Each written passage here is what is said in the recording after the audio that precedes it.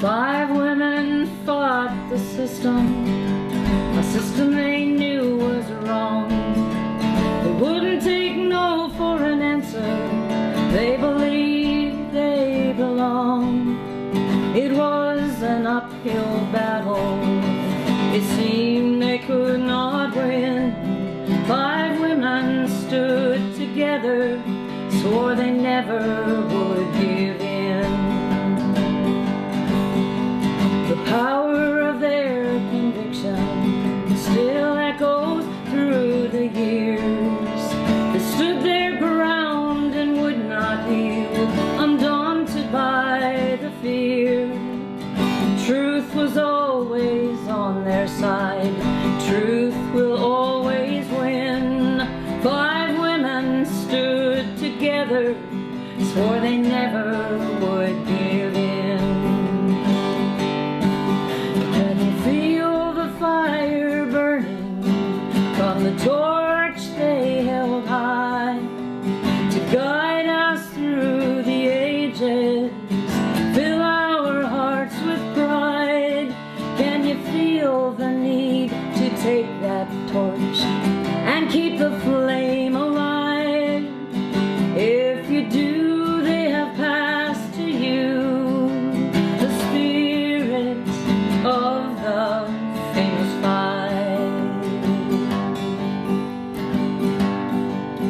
Their work is still not finished, the world is still unjust. But when we fear to take a stand, their spirit says we must.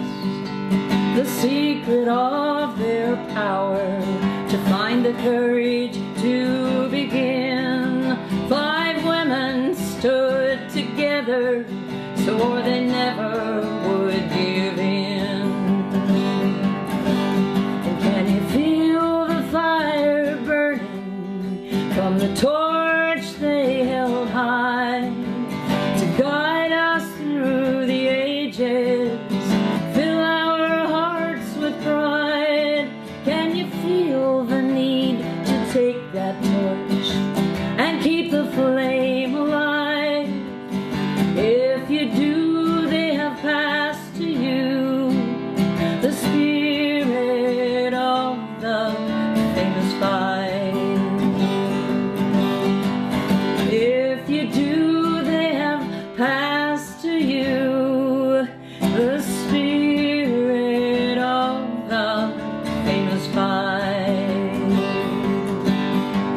Emily Murphy, Henrietta Muir Edwards, Louise McKinney, Irene Parlby, and Nellie McClung.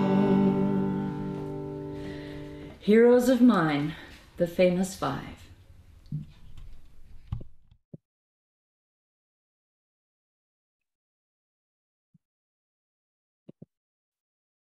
And how wonderful to start our virtual pink tea with the fabulous Carolyn Harley and her spirit of the famous 5. So this is about passing the torch, about each and every one of us having a role to play in the building of Canada. And you're doing that, first of all, by joining us for this virtual pink tea on a Famous 5 Friday, which is a day, you know, that where women have more powers and they see more opportunities and they seize more opportunities. So thank you all very, very much on behalf of the Famous 5 for coming today and for connecting and chatting in the chat room. Really appreciate that. Keep doing it, and join us for the après pink tea. You will receive a link in your inbox near the end of our conversation with Jeanette, Dawn, and Autumn. And also it will appear in the chat room. So please make plans to join us. Well, I hope you're having a good summer. I've just returned from flying halfway across Canada, from Calgary to Toronto. And I want to say a big thanks to the staff at the Calgary airport and the Toronto airport, and also on WestJet. I'm sure Air Canada staff are doing equally as well. But it was a wonderful opportunity to see Canada the largeness of Canada and the largesse of Canada, and start our conversation about how we share in the building of this country.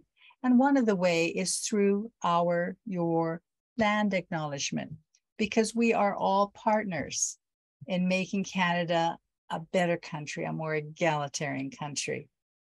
We do this by acknowledging what treaty we're in. And I'm in Treaty 7, even though last time I claimed I was in Treaty 8, and I hope nobody got too upset about that. But just wondering, where are you from? Are you on treaty land or are you on unceded treaty land? Either way, we are all treaty people because Canada needs all of us. And we sing that in our anthem, True Patriot Love, in all of us command. Well, the Famous Five Foundation has benefited from many partnerships over the past 25 years. And in particular, we've had a very fine partnership with Enbridge. For 20 years, Enbridge has been our major sponsor, taking a role in being our presenting sponsor for these virtual pink teas right from the very beginning. They had confidence in the conversations amongst Canadian women, and they knew the amazing Canadian leaders, female leaders that we would meet. So thank you, Enbridge. And as normally happens, we have a very fine representative, one of their outstanding female leaders, with us today to introduce our esteemed panel. Her name, the Enbridge leader's name, is Catherine Gauthier. Now, Catherine has been with Enbridge for 18 years and worked in a variety of different capacities, from, it says, corporate finance to supply chain management. And we sure know a lot more about supply chain management, don't we, than we did 2 years ago. And currently, Catherine is the supervisor of financial controls. And there she leads a diverse team in Edmonton, in Houston, in Superior, and of course, here in Calgary, the head office. And while she's doing this, she's also the head of the Indigenous Employee Resource Group. And that has 7 chapters in Canada and in the United States. Well, it seems that some of Catherine's fine leadership qualities may be genetic, because she is a descendant of Gabriel Dumont. Gabriel Dumont was a famous Métis leader. He was also known as a buffalo hunt chief. And he and Louis Riel are the 2 names generally associated with the Northwest Resistance. This happened in Canada in the 1880s, just after Canada became a country, where the issue was, again, Indigenous rights and the distribution of land, particularly along waterways.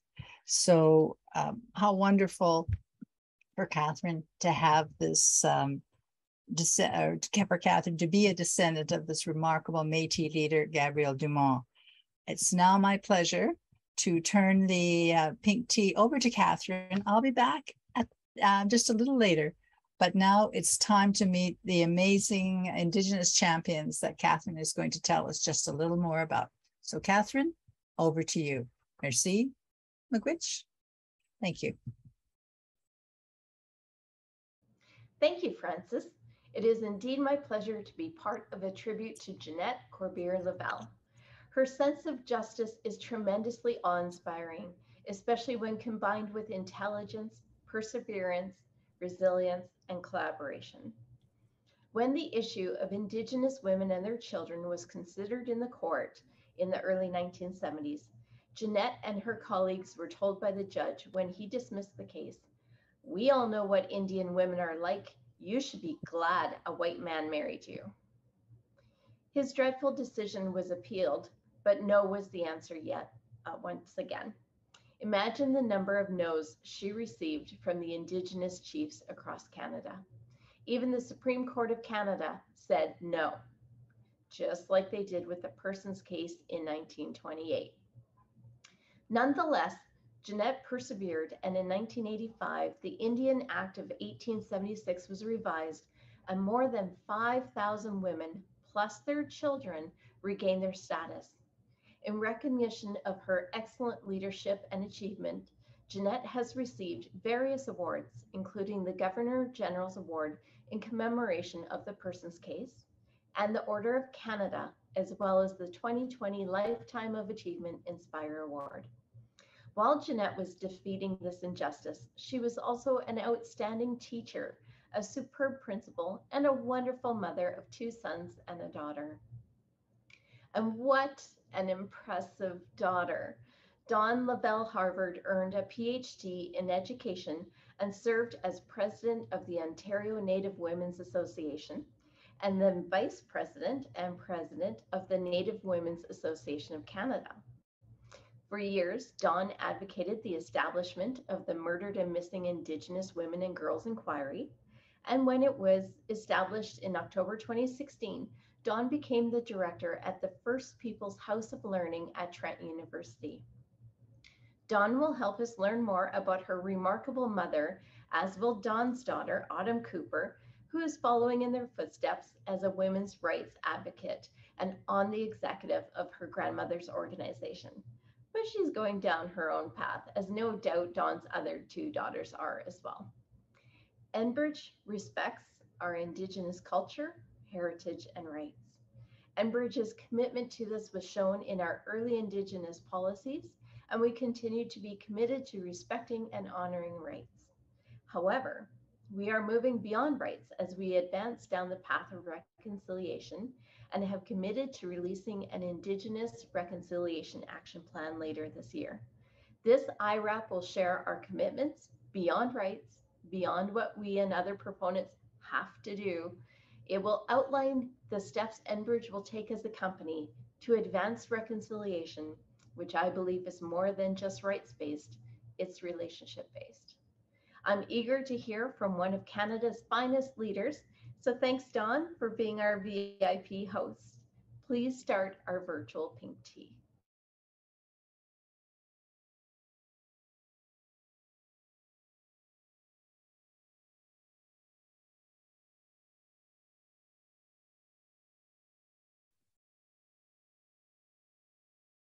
Wonderful. Thank you so much for that wonderful, wonderful introduction. I always feel very humbled when I have to listen to those kinds of introductions. I have to admit for everybody here that, growing up, I guess I didn't realize what an amazing woman my mother was. I mean, very often for us, she was just somebody who was living out on the farm in her she would borrow my father's red lumberjack jacket and his big rubber boots. And she was out feeding the chickens and, taking care of the farm when my dad was away working, sometimes for a month or 2 at a time. So it's really exciting to hear. And I'm really very proud to share with you all today this history.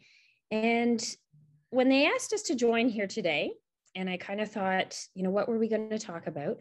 One of the things that they had asked was, to share how, as a family, we became activists, how we became leaders in our community. And I know for myself, I was essentially tricked into joining in activism and leadership. When I was about 18, I think the year before I started university, my mom called me up one time and said, come to Sault Ste. Marie, your aunties are going to be there and your grandma. And I thought I was going to the casino, maybe a buffet. And lo and behold, when I walked into the building, I was in the lobby of a Ontario Native Women's Association annual meeting. And, as my mother, aunties, and grandma waved me over their shoulders as they went off to their regional meetings, they sort of casually pointed out, oh yeah, the youth are over there. And it all snowballed from there.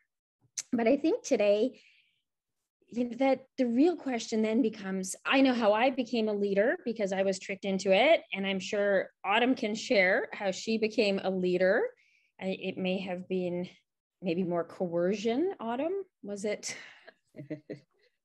Yeah, I don't know if coercion would be the right word, but it was just something that was always a part of my life because my mom, for almost my entire life, was the president of the Ontario Native Women's Association. Right from the moment I was born, essentially, I was at those board meetings every couple months, and I really grew up with that support of a strong Indigenous woman. And it was just kind of a natural path that I would take when I became old enough that there was a youth seat open, and I was 18, and it just kind of happened naturally because I was always there at the board meetings watching and observing and being supported by these women to eventually take my own leadership path. Actually, it's funny. To be fair, I think you were actually attending board meetings before you were born. I remember being about 8.5 months pregnant, sitting with they brought a couch into the boardroom so I could sit with my feet up at that point. It was about 2 weeks before you were born. So you've definitely been there for your entire life. But I think, you know, we can see how Autumn became a leader, how I became a leader following in my mother's footsteps. But Jeanette, Mom, as somebody who created the Ontario Native Women's Association, there was not those same footsteps to follow in. So maybe what did inspire? How did you become into this position of leadership to lead the way for the rest of us? Ani, Bojo, and Miigwech, Mimi and Autumn for just making those comments about growing up and how all of us are here at this stage in our lives. Well, when I think about how I arrived at this point in my life and at this time within the history of our people, Anishinaabe people, and when we refer to us as Anishinaabe people, we say, Anishinaabe Kwendao, I am an Anishinaabe woman. It wasn't, I didn't think about it. It seems to me that it happened simply because growing up in the community, I looked around and it was our women, my grandmother, my aunties, and other women in the community who were at that community mobilization level. They were the ones who were initiating different events and activities. And in my opinion, that was our leadership. And this was from the very beginning contact and afterwards, because one of the stories my grandmother shared is that when the government officials came to our community of Wikwemkong, she said the men were away somewhere because they all had to leave to go work in the quarries or in the bush camps to secure income. The government officials are there and they say, we want to talk to the leaders, whoever's in charge. So the church was there with the priest, and government officials said, no, we want someone from the community. So our women stepped forward because they were the leadership. The government officials said, no, we do not recognize women. We don't speak to women. We want to talk to the leadership in your community. And so the women stepped back and they said, well, now we are leaders, but what are we going to do? These officials here, they don't recognize us. And so they devised, and they got one of the older men who was not able to leave. They put him in the middle, and he was the interpreter. And so to me, that indicates that the outside people would not recognize how our communities were developing and how we work together within our communities. It was always there from the very beginning. And when I think about it now, we're learning more about our teachings, you know, our traditional teachings. And men and women, we had specific roles, responsibilities within our clans as well. And that was that balance. We had that respect for each other.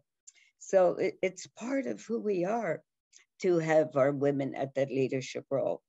And then when I think about it, when I realized what was happening within my clan, which is well, I guess in our, it's the bird clan. And sorry about that. And as the clan within the Bird Clan, we are internal leadership as well as outside, but we have to show the way spiritually as well. So that's my clan. So I think it was destined. You know, it's my role responsibility.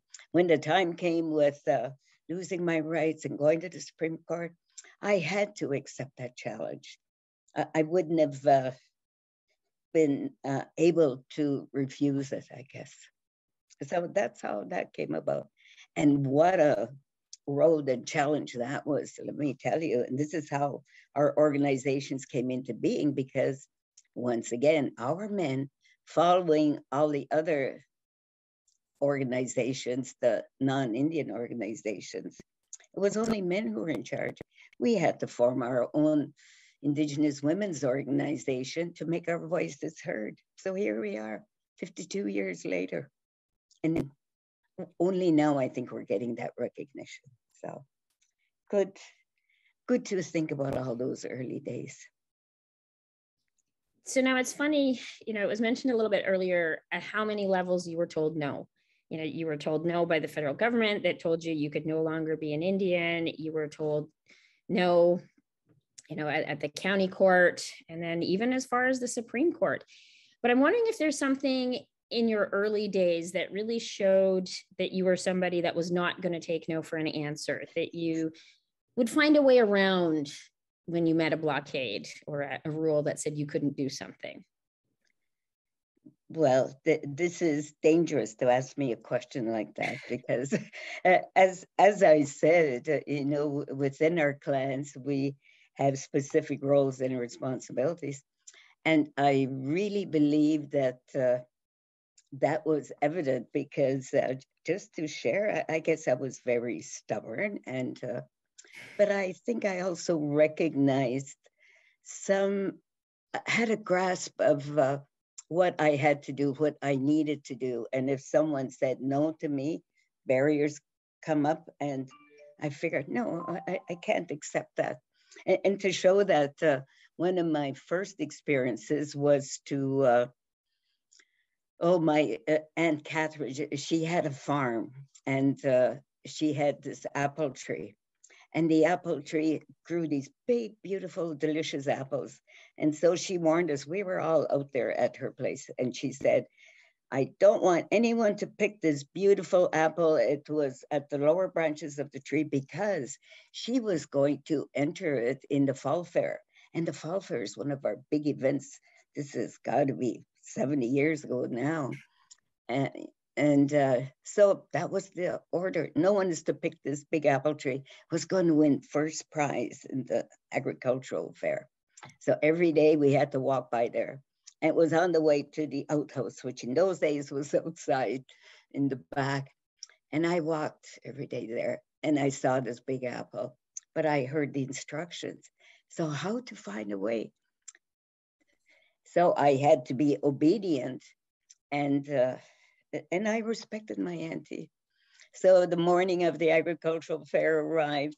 My auntie Totoine goes out there, and she's gathering all her produce and her chickens and eggs and everything. Apple, she went to get her favorite apple, the prize winner. She went out there, and she came back yelling and crying. She says, when is come giving that machine them? Who did this to my apple? And here she had in her hand this beautiful apple, but she said it was still on the tree. No, I'm sorry. She brought all of us out there to look at the tree. It was still hanging on the tree, but someone had taken bites all around the apple. Guess who that was? So I didn't disobey. It was still there. That was my don't take no for an answer. And then there's so many others, but the point being, I guess, that find a way. If there's a barrier, someone says no to you, you have to go around and use your creativity, your imagination, your feminine intuition, I guess, and find a way to get around it. And this is what we have to do right now. Knock those barriers down and find a way around them. Miigwech. And You I should think have asked me that. I think that's one of those great stories where, you know, technically you followed the rules. You didn't pick that apple, but you still found a way to do what needed to be done in your eyes. So I wonder though, you know, knowing your spirit but in knowing the situation, that did you know when you were getting married that you would lose your status? And, you know, so why would you pursue, you know, why did you go ahead with that? Or was there some intention ahead of time, knowing that this was what was going to happen if you chose to go ahead with getting married, that you would lose your status? But actually, I did know if I married David, who was white, non-Indian, that I would lose my status, because several of my cousins were in the same situation. And our chief at the time, John Wakagishik, his daughter was in the same situation. And after I was married, when I received from Indian Affairs, because just before you're getting married, you're in love, you don't think about all that kind of stuff.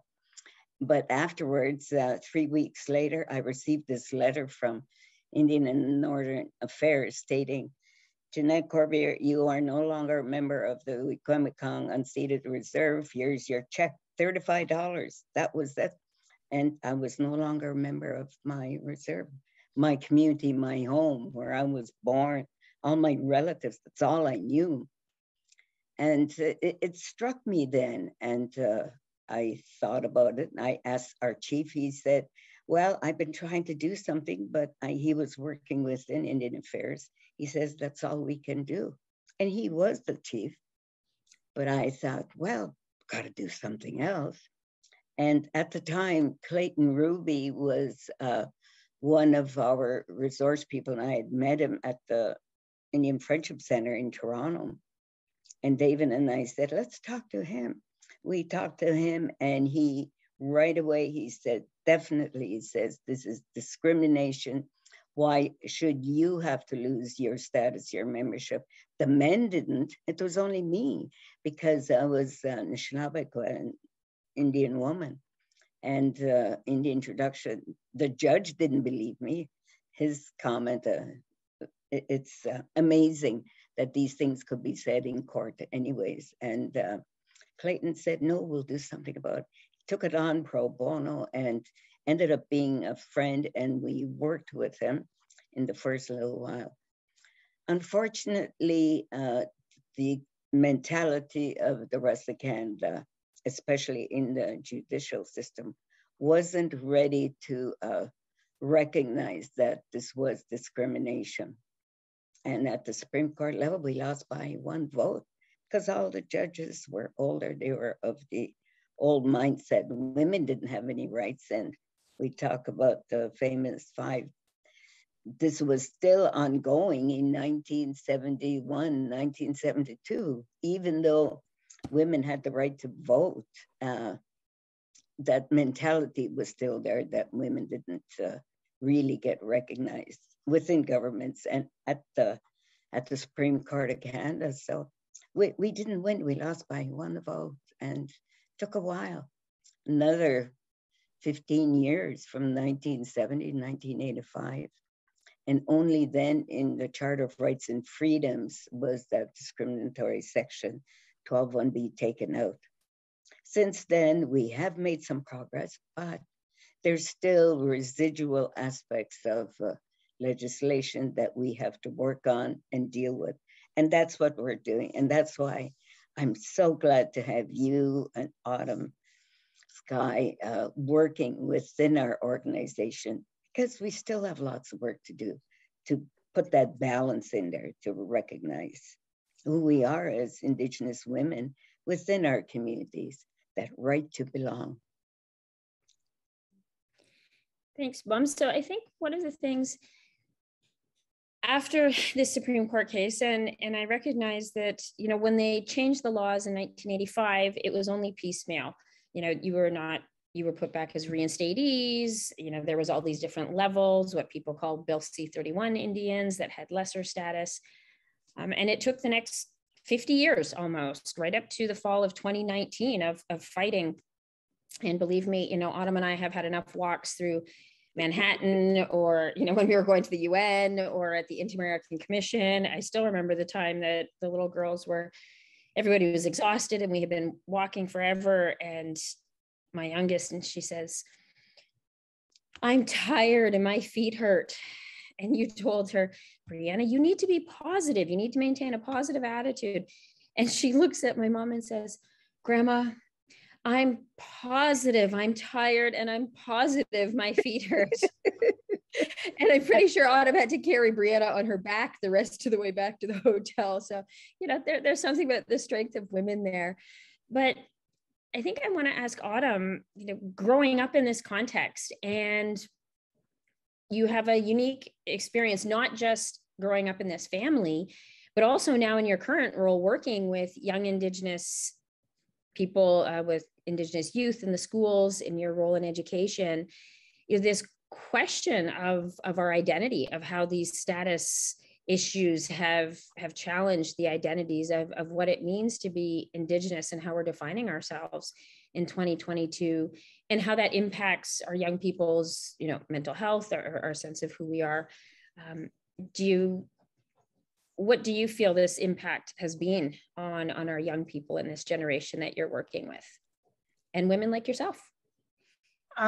So for me, the impact on myself, I grew up with a very strong, very proud group of Indigenous women guiding me throughout my life. As I said, like my entire life, I was at those board meetings. I was surrounded by a group of Indigenous women who were very strong and very proud, and, as my grandmother did, fought for their right to be Indigenous women and have that aspect of their identity and not lose it no matter what life path they chose. And that's always been part of my life. So growing up in the public school system, it wasn't really an issue for me because I had that support at home, that I knew who I was, and I had the support where if issues arose in the classroom, I could go to my mom and my grandma and say, "This is what's going on. How do we navigate this? How do I stand in my beliefs as an Indigenous person and advocate for my identity and advocate for some classmates who maybe don't have that support and that strength to be able to do it themselves?" And I remember certain situations in high school where I would have Indigenous classmates who were visibly upset about things that had happened, but didn't have the words or the ability to really advocate for themselves in those situations. So I was always the one that went to the teacher and said, "Hey, this isn't okay. How can we fix this? What do we need to do?" Because, for example, we were watching a movie called Smoke Signals, and there was a scene in the movie that depicted some domestic violence. And one of the students in the classroom, non-Indigenous student, laughed at this scene. And obviously that was really triggering for a lot of the Indigenous girls in the classroom. And we just said, like, that's enough, we're done. And until this is addressed, we will not be coming back to class because this class isn't a safe space for us. And I've noticed that because I've had such strong leadership and support in my life, I've been able to do that, where some Indigenous peoples don't have that support. They're still trying to find their path. They're still trying to find that pride in who they are. And that's one of the biggest things that I want to do in my life going forward as a teacher, is be that person in the room for these students who they know that they can look up to. They know that they have support in their identity. They know that they can be proud of themselves as Indigenous peoples and see themselves reflected in the education system and see themselves reflected in general life, and know that they can do great things and they don't have to be ashamed of who they are.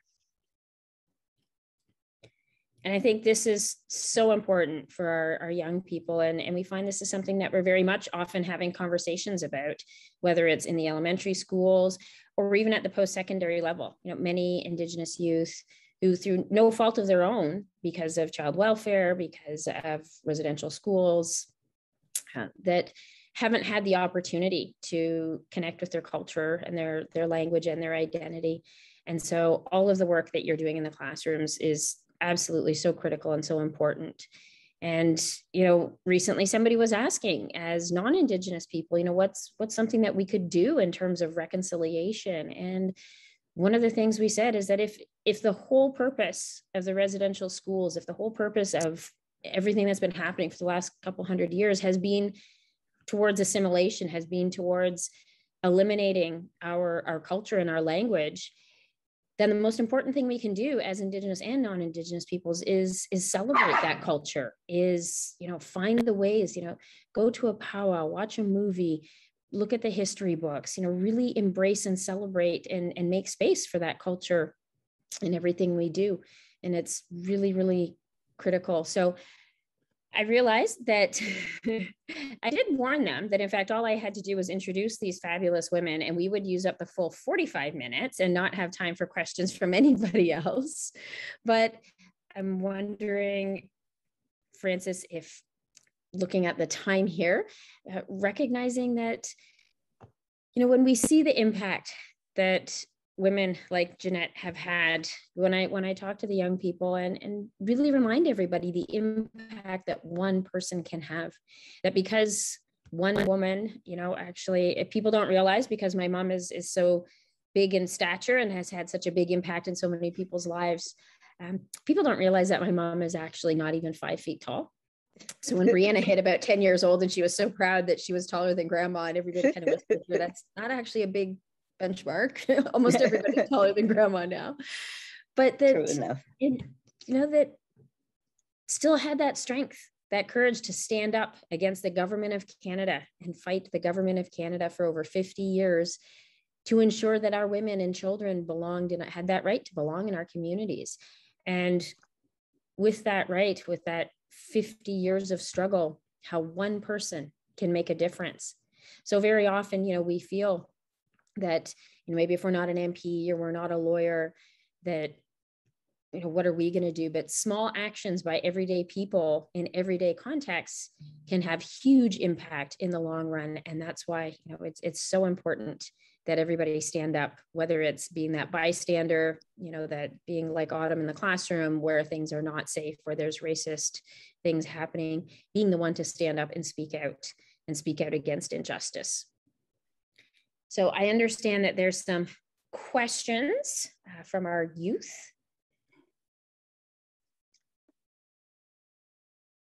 And I will turn it back to, there we go. Hi, my name is Naya Sharma, and I'm going into grade 12 at the Reynolds School in Calgary. And my question is for Jeanette. I am thinking of pursuing a career in education, and I was wondering if you always knew that that is the career that you wanted to pursue, or if the opportunity presented itself later in life and that just happens to be what you chose. Thank you so much for answering my question. I really appreciate it. Oh, miigwech. Well, what a good question for me, because there's several aspects to that. Number one, I guess, as Indigenous people, we've only recently been able to have access to education. And because of the residential schools, many of our people did not go to school, much less get to high school or even further. Fortunately, my mother was one of the ones who was sent away to a residential school, and she was able to go right through, and she went to what they call normal school in Pembroke. And so she became a qualified teacher and was one of 5 maybe in our community. So in our community, because we're isolated, the only people who had jobs were well, the teachers and in the school system and people in the health system. So those were the only careers that I knew of for teaching, and either you were a nurse in the hospital or a doctor. Didn't know about anything else. And then my aunts, when they were able to complete their education, Auntie Yvonne and others, they also became teachers.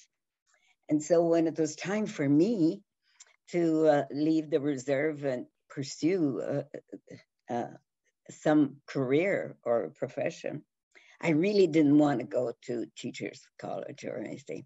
So I went to business school, trying to break that mold within our family. But that didn't work. That only lasted a couple of years. And I ended up being in the social work realm. When I went to Toronto, I worked at the Indian Friendship Center. Then I ended up being a guidance counselor, a youth worker. So quite a role in all these various agencies, but it was always working with my people. The need was there, and I was pulled into these areas of work. But when I realized our role within our community, within our teachings as a woman, as a mother, as a grandmother, as an auntie, we are all born teachers. That's our first role. I should have realized that right away rather than rebelling, because ultimately I went to teachers college and I became a teacher, and I've loved it. And I'm so pleased that my daughter and my granddaughter and my sister and my nieces and others are going into the education field, but it's inherent within us, I believe. We're the first teachers. We teach our children language. We teach other little children, our nieces, maybe, nephews, the language, because it's in the home that we start learning. We learn the language, we learn our history, we learn respect and all the protocols around ceremonies. So I think teaching is a wonderful place to be and to work and to pursue that satisfaction. I've always loved teaching. And right now I'm teaching pottery again, because that's what I did in high school. So invited to go teach arts again, visual arts. And I love it. And I know you will too. So I had a giggle because I remember you saying that you swore you would absolutely never be a teacher like your aunties and your mother. So, and then of course I came along and said, absolutely not. I was a film major for my first degree. And then the minute my child was born, I went into education, although that was actually my second time through Teachers College, because I attended Teachers College with my mom when I was the age of 2. Right. And then subjected my own daughter to the same thing, because by the time she graduated from Teachers College, it was her second run through, because she had gone through at the tender age of she was born when I was in Teachers College. And so literally during one of the weekends that we were having class, I had to call them and say, I'm not coming back after lunch. We're kind of a little busy over here. So she has literally been in Teachers College from birth twice. And so it's very much in our blood, very much part of our role as Indigenous women to take on that role of teaching. Now, I think we have another question from our youth.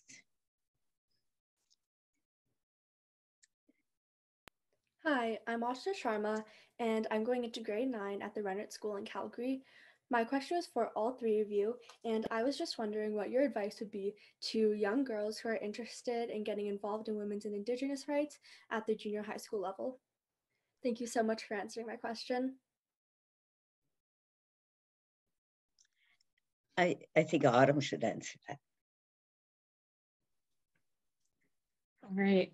So I've noticed recently in some of the schools that I've been working in, and obviously this will differ across the country, even across school boards. I'm based in Peterborough, so I'm working in the Kawartha Pine Ridge School Board in this area. But there's been a movement to start Indigenous and ally council, like youth leadership councils. And I actually read something a couple days ago that said, it's not enough to just be an ally. Sometimes you have to be an accomplice. And I thought I really like that, because it reframes what your work is, and that sometimes you actually do have to take the steps to actually help with that work and ask, what do Indigenous youth want and what do Indigenous youth need from you, and then do that work. And it's not just enough to kind of say that you're supporting them and being like, yeah, I'm here for you. Sometimes you actually have to ask how you can use your power as an individual to help these causes. So some of the schools that I've been working in have started Indigenous youth councils, and they're for non-Indigenous students and Indigenous students to come together and work on different projects in the school and foster leadership within the school. So one of my biggest pieces of advice is to ask around, see what different programs your community is offering, what different programs your school is offering. If your school isn't offering anything, faculty members, Indigenous students, you can do within your school, and how you can start these councils to change your education environment. That sounds like an excellent idea, Autumn Sky. When I think about young people, coming together, especially right now when we are looking at reconciliation, good to start at that age, even before you get into high school. And if there are Indigenous students there, just approach them, because all of them, we've been subjected to lots of difficulties, our parents and our grandmothers, and they probably are experiencing that too. But if someone is friendly, has a smile, and willing to approach someone who maybe looks a little different and comes from a different part of the community, that's always the first step. The first step is the best one to take, is just to be open, approach, talk to others, young people. And I think something that's really important especially as we're approaching September 30th, this is something that really comes up very often, is sometimes in an effort to be respectful, many settlers hold back, especially on days like September 30th. So, sort of waiting and wanting to allow Indigenous communities to take the lead. But one of the things we're trying to remind people is that to think about that September 30th, that day of reconciliation, that's a really important day for non-Indigenous people to do the work. Don't put that burden on Indigenous communities, because that's the day that a lot of Indigenous communities are going to be mourning, they're going to be grieving. And so that work on educating settlers really needs that burden, that work needs to be picked up by the settlers. We have a group at Trent, our settlers coming together to take action for reconciliation. Settlers taking action on reconciliation, start something like that. And they're doing the work. They are putting on the videos. They are doing the educational activities for that September 30th day, so that for us as the Indigenous staff and students, we can work on supporting our students and our community members that need support on that day. So it's really critical that they're doing the work of reconciliation by picking up some of that burden. I see we have another question in the chat. There's a question for Autumn, that what are your aspirations for your road ahead? I think you'll probably have to get at least 3 PhDs, because having 2 is not even make you special in this family anymore. I noticed when I go to dinner, you got some big shoes to fill. But what are your aspirations for your road ahead in terms of your leadership and the impact, and what kind of difference are you looking to make? So I think one of the things that I want to do is, my aspirations aren't quite as big as my mother's or my grandmother's. One of the most important things to me going through high school was that in high school, I found an Indigenous teacher. He was the only Indigenous teacher we had in our school. And he was my rugby coach. He taught all of my favorite classes, and he really helped kind of bring that aspect of identity into the classroom, where I didn't get that anywhere else in any of my other classes. And even some of my other classes, as I said, kind of had some weird, racist, unsafe spaces happening. And I think that's where I want my leadership to focus, is that I know that education can be a really hard space for Indigenous youth, and I want to at least have my classroom and my presence in the classroom help those students know that there's at least one person in the school that understands where they're coming from and really wants to support them in their identity. And just from experience, I know what a change that can make in somebody's school experience, knowing that they are represented in the school and that there are people there that really understand their identity. And I think that's the biggest change I want to make, is that our Indigenous youth know that there's somebody there in the school that's believing in them, specifically believing them in a culturally relevant manner, that they can be strong Indigenous people and be successful in life, and really championing those students to help them reach their full potential.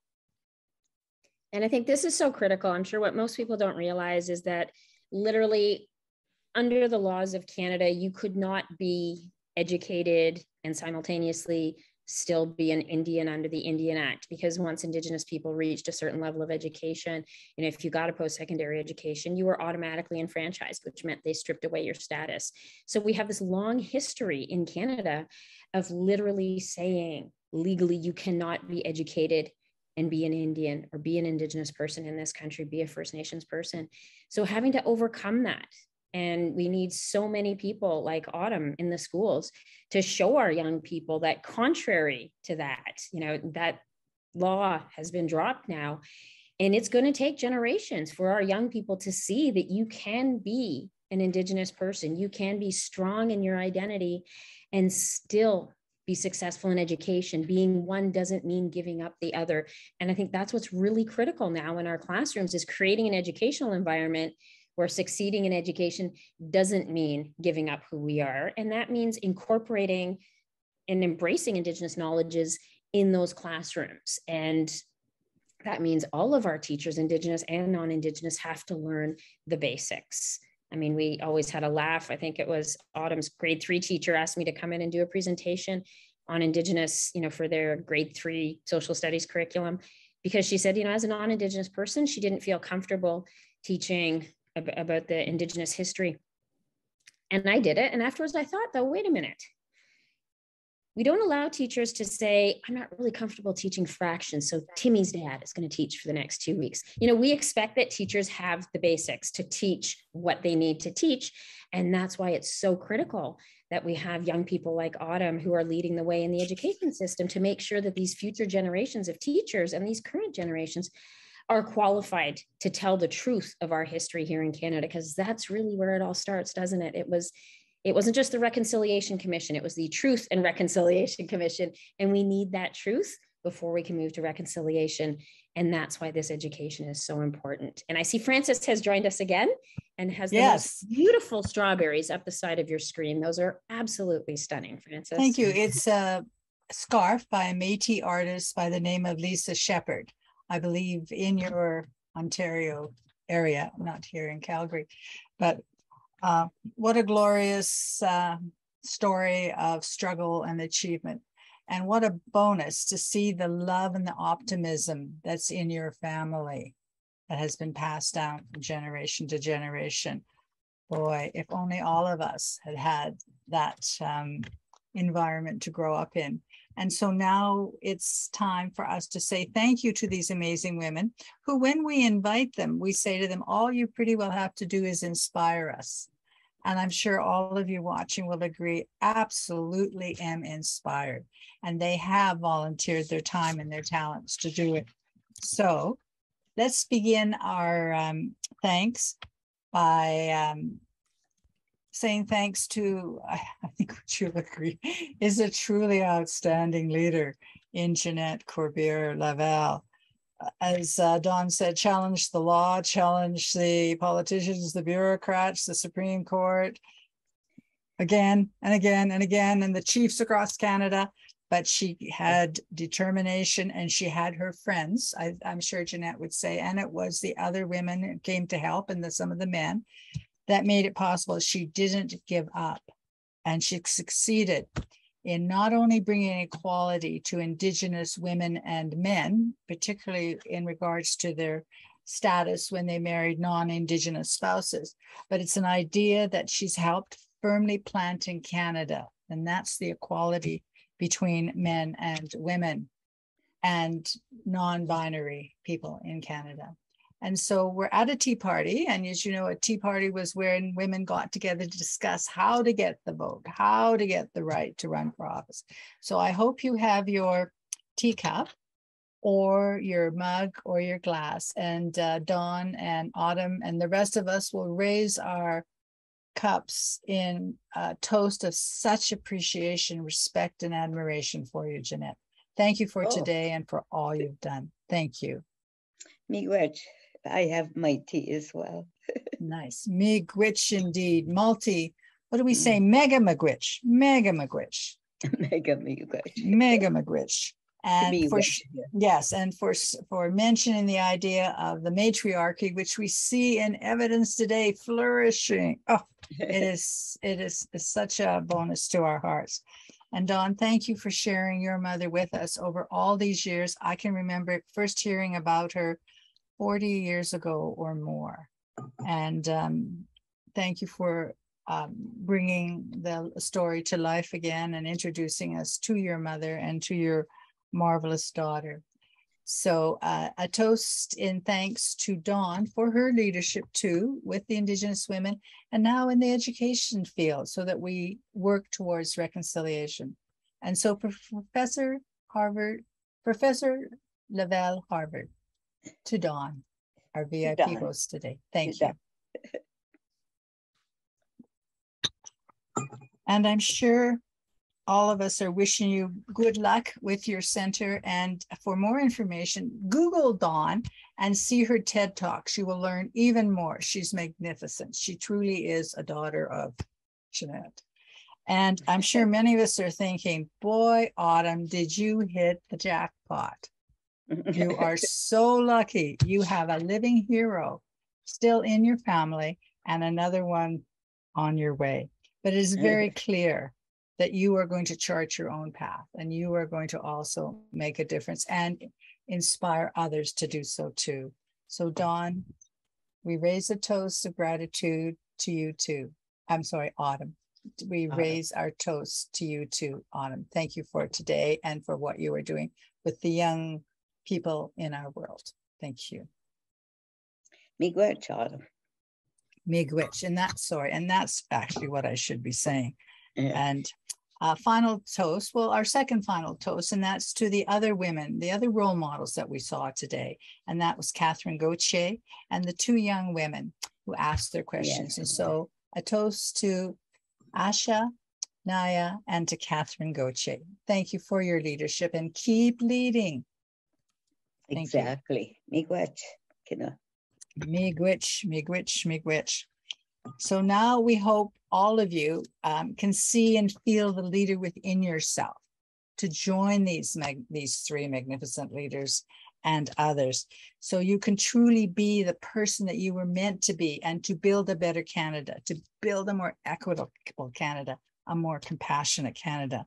And so I'm going to ask Dawn and Autumn and Jeanette just to turn off their screens for now, because they're going to come back in just a little while and join us for the Après Pink Tea. And you should have received your email in your inbox to join the Après Pink Tea, or on the screen to click on it to say, yep, I'm going to the Après Pink Tea, where you can talk directly to these amazing, amazing women. So some news for Famous Five. So first of all, our congratulations to another Indigenous achiever, to Dr. Nadine Caron, who was on one of our first virtual Pink Teas in 2020. Dr. Caron is the first and probably still the only female Indigenous surgeon in Canada. And she's just been awarded the Order of British Columbia. And our thanks for her nominators for doing this. If you know a woman that if you know a woman that you think needs to be recognized, and that's how we tell our stories. That's how we honor the women and their achievement. let us coach you, or go ahead and do it as the nominators did for Nadine. And again, congratulations, Nadine. You truly deserve this recognition and others. If you're living in the Edmonton area, please go visit the Famous Five. The bronze maquette is there on the 5th floor of the Alberta Legislature, and it's part of a larger permanent exhibit about the Famous Five. So that's Edmonton, the Alberta Legislature, until the end of September. And then they will be moving to the Ontario Legislature, courtesy of Ontario's Lieutenant Governor, Elizabeth Dowswell. And the Famous Five will live in the legislature until the end of the year. And we hope you will all come and talk to them and tell them what your dreams are and get some advice from them before they move to Sarnia in the new year, where we have a wonderful group of Famous Five supporters. Or, of course, visit them as part of the Women or Persons Monuments in front of the Senate in Ottawa on Wellington Street, or come to Calgary, or do both. And in Calgary, they're in Olympic Plaza, waiting to meet you there. So our next virtual Pink Tea is on September the 9th, on the Famous Five Friday, September the 9th. And we will be talking about how long-acting birth control can defeat poverty and abuse. Let me just say this again. Long-acting birth control can help overcome poverty and abuse. Leading this discussion, a remarkable woman who established a IUD women's clinic about 15 years ago, a medical doctor, Dr. Rupinder Tour, will explain why she strongly believes this is the way for Canadian women to overcome poverty and abuse. So that's September the 9th. And on October the 7th, the topic will be women in politics. Our Calgary has just had her first female mayor elected last October, and that is Jondi Gondak. So she will be our mayor, and we'll have an MLA and an MP joining her. The MLA will be Her Honor, the Speaker of the Manitoba Legislature, Myrna Drieger, and the MP will be the Honorable Dr. Hedy Fry from Vancouver. Dr. Fry is the longest serving female MP in Canada, and currently she is chairing a House of Commons committee looking into Hockey Canada and their response to sexual abuse, their terrible response to sexual abuse. So that's September 9th for birth control and October 7th for women in politics. And now our last toast, and our last toast to each and every one of us, because we are leaders too. We're leaders in our own lives. We choose every day what our life is going to be. And we are role models for others. Some of them are younger, some of them are older than us. So here's to a toast to us, to saying, to me, I'm a leader too. So in a strong, clear voice, shoulders back, deep breath, mean it when you say it. So the toast is, to me, I'm a leader too. Well, that wasn't quite strong enough. Let's try this again. I'm going to count down from 5. And in a strong, clear voice, to me, I'm a leader too. 5, 4, 3, 2, 1. To me, I'm a leader too.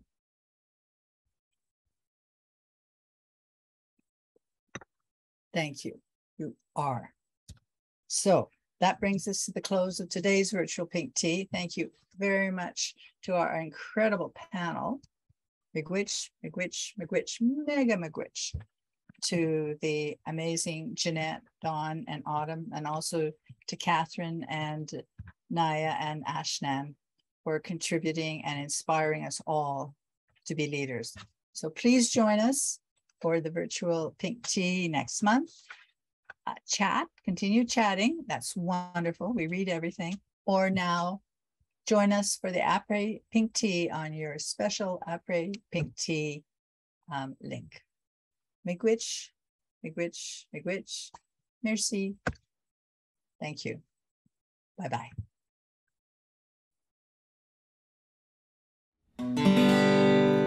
5 women fought the system, a system they knew was wrong.